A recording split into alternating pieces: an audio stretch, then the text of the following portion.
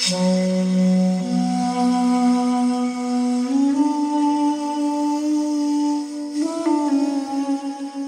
IVe siècle s'est terminé par la débandade totale des Francs d'Empire et par la disparition de leur omniprésence à la tête de l'armée romaine. Tous ces officiers d'exception, venus d'outre-Rhin ou nés en terre d'Empire sous les règnes de Constance II, Julien ou Théodose, ont bien réussi à jouer les premiers rôles au sommet de l'Empire à Milan, Cologne ou Constantinople pendant un moment. Mais qu'ils aient été des généraux fidèles au service de leur empereur ou de véritables usurpateurs rebelles tentant de faire sécession, aucun d'entre eux n'est parvenu à se maintenir définitivement sur la toute dernière marche du pouvoir. Et leur période de gloire s'efface désormais avec l'échec d'Arbogast, le dernier géant de cette étrange lignée. Mais derrière les grands noms des officiers francs semi-romanisés, peuplant la cour impériale des 50 dernières années, la transformation radicale du monde romain antique est déjà en marche. Car la prise de pouvoir de seigneurs de guerre, germaniques ou non, mais de plus en plus indépendants, est en train de devenir une réalité contre laquelle les empereurs deviennent progressivement impuissants suivant la disparition de nos héros francs. Et plus important peut-être, l'acculturation des peuplades des rives du Rhin au monde romain est elle aussi en marche.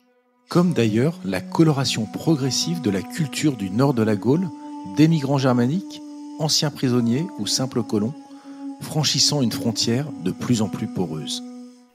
Si la page des Francs d'Empire surpuissants s'est tournée définitivement, leur succès insolent du IVe siècle n'a été que le prélude au grand bouleversement à venir du Ve. Et c'est leurs petits cousins semi-libres du Nord qui vont maintenant profiter des nouvelles opportunités ouvertes à la suite de leur incroyable épopée.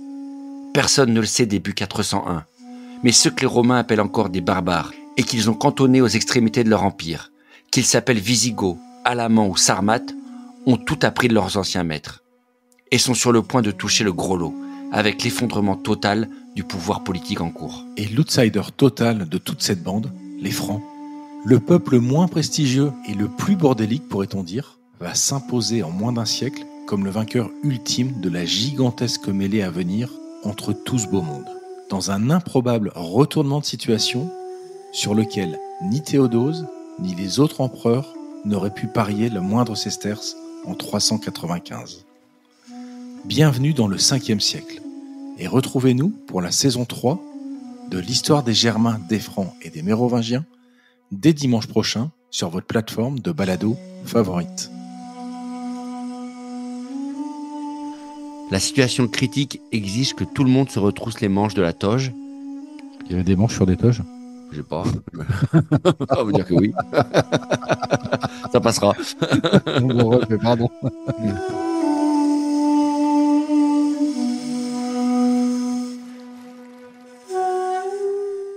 D'accord. Les auteurs ont donc tranché en faveur de Julien. Est-ce que tu entends les bruits de chiottes au fond? Ah merde, je refais.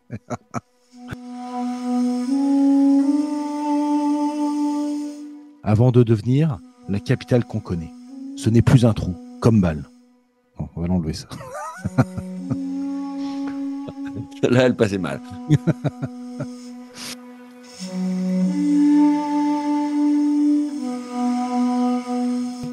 Et a pris Martinus au dépourvu, puisqu'il n'avait plus un sesterce en Porsche.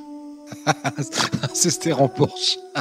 Quand t'es en Porsche, tu manques jamais de sesterce, enfin.